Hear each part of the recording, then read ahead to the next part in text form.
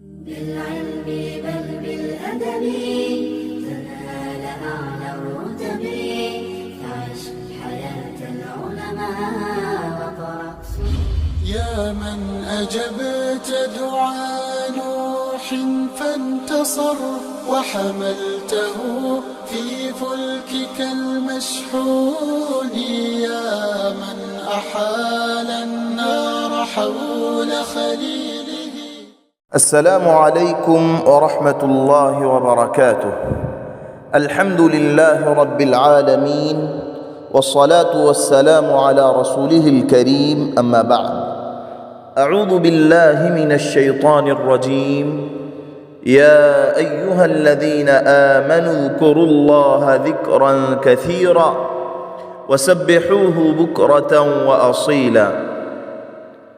عن عائشة رضي الله عنها قالت: كان النبي صلى الله عليه وسلم يذكر الله على كل أحيانه. رواہ مسلم۔ میرے محترم اسلامی بھائیوں اور بہنوں، ابھی میں نے ایک آیت کریمہ اور ایک حدیث پیش کی ہے جس کا ترجمہ یہ ہے: اے ایمان والو، اللہ تعالیٰ کا ذکر بہت زیادہ کرو اور صبح و شام اس کی پاکیزگی بیان کرو۔ حضرت عائشہ صدیقہ بنت صدیق رضی اللہ عنہا فرماتی ہیں کہ نبی کریم صلی اللہ علیہ وسلم ہمیشہ اللہ سبحانہ و تعالیٰ کا ذکر کیا کرتے تھے۔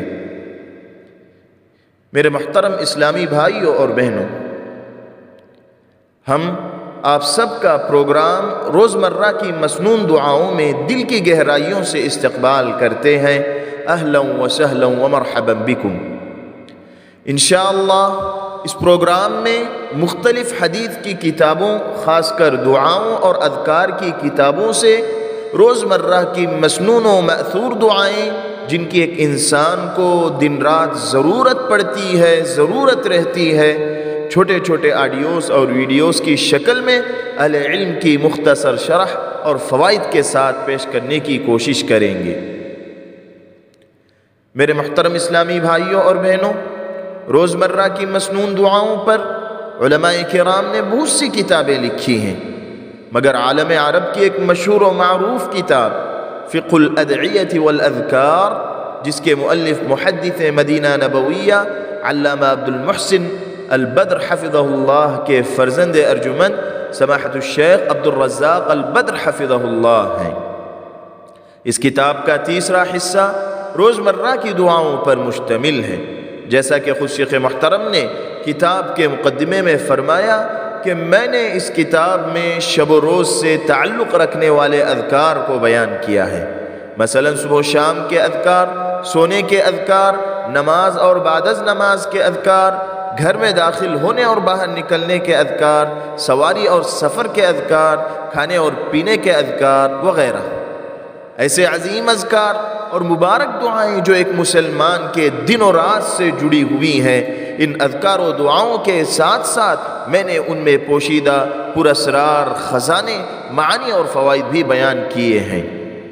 لہٰذا میں نے مناسب سمجھا کہ اس کتاب کو ان دروس کے لیے منتخب کروں، اور شیخ محترم نے مختلف حدیث کی کتابوں، اذکار کی کتابوں اور شروحات حدیث سے جو پوشیدہ اسرار، خزانے، معانی اور فوائد پیش کیے ہیں، ان کو ہمارے مسلمان بھائیوں اور بہنوں کے سامنے رکھوں تاکہ سب لوگ اس سے فائدہ اٹھا سکیں۔ اور یاد رہے کہ شیخ محترم نے کتاب کے مقدمے میں یہ بات بھی لکھی ہے کہ یہ کتاب دراصل ان پروگراموں کا مجموعہ ہے جو ریڈیو چینل اذاعت القرآن الکریم سعودی عرب پر نشر کیے گئے تھے۔ لہذا شیخ محترم کی زبانی سننے والوں نے ان پروگراموں کو عربی زبان میں سنا ہوگا، اور اللہ تعالیٰ سے دعا کرتا ہوں کہ اللہ تعالیٰ مجھے توفیق بخشے کہ میں اردو زبان میں آپ لوگوں کے سامنے ان پروگراموں کو پیش کر سکوں۔